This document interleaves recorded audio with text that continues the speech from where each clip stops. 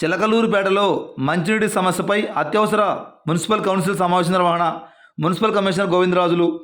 ఇక పూర్తి సమాచారం మేరకు పల్నాడు జిల్లా చిలకలూరుపేట మున్సిపల్ కౌన్సిల్ అత్యవసర సమావేశం శనివారం మధ్యాహ్నం 12 గంటల సమయంలో మున్సిపల్ చైర్మన్ అధ్యక్షతన ప్రారంభమైంది. ఈ సమావేశంలో కేవలం మంచినీటి సరఫరా గురించి సభ్యులు మాట్లాడాలని 2 నెలల నుండి సమావేశం నిర్వహించినందున జిల్లా కలెక్టర్ పర్మిషన్తో ఈ సమావేశం పెడుతున్నట్లు మున్సిపల్ కమిషనర్ గోవిందరాజులు తెలిపారు. అయితే కొంతమంది కౌన్సిలర్లు మాట్లాడుతూ చిలకలూరుపేటలో మంచినీటి సమస్యను పరిష్కరించాలని తెలియజేశారు.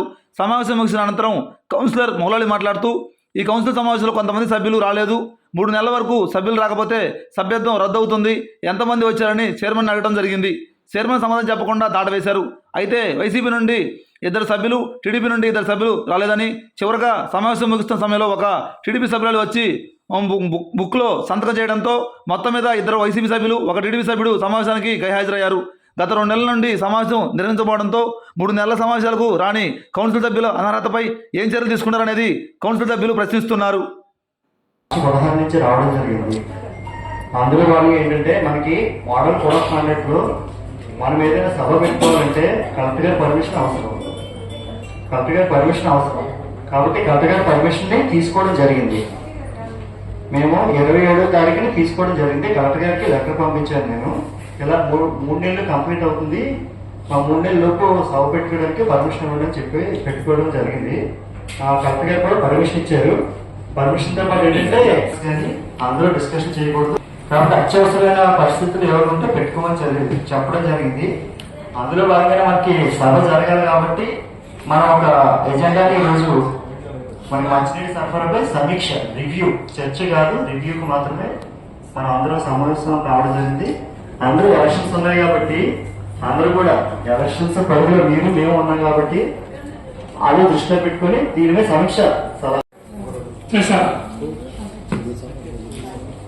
ఈ లీకులు వాటర్ రావడం జరుగుతుంది, కానీ లీకులు బాగా ఉన్నాయండి. సాగర్ నుంచి వాటర్ మన చెరువులో వస్తుంది. ఈ వేస్ట్ పైప్ ద్వారా నీళ్లు ఫుల్లు పోతున్నాయి సార్ బయట. నేను దాదాపు 4 నెలలు అయితే ఇప్పుడు దాకా చేయలేదు. వేస్ట్ పోతున్నాయి మొత్తం నీళ్లు.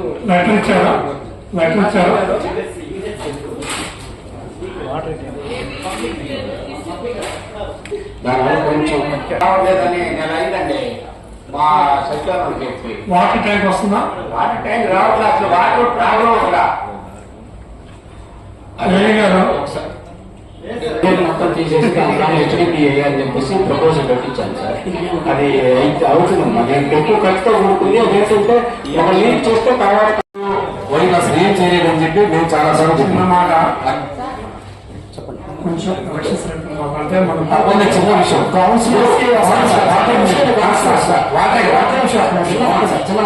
విషయం ఎంసీసీ వాళ్ళు కూడా ఉన్నారు. మనం ఒక్కొక్క మాట లేదు సార్. ఒక్క మాట ఉంది. విజయబాయికి ఎదురు గారు పక్కన అంటే మీరు ఒకసారి చూడండి, సాయి కార్తీ పక్కన అంతా ఎంకరేజ్మెంట్ జరుగుతుంది.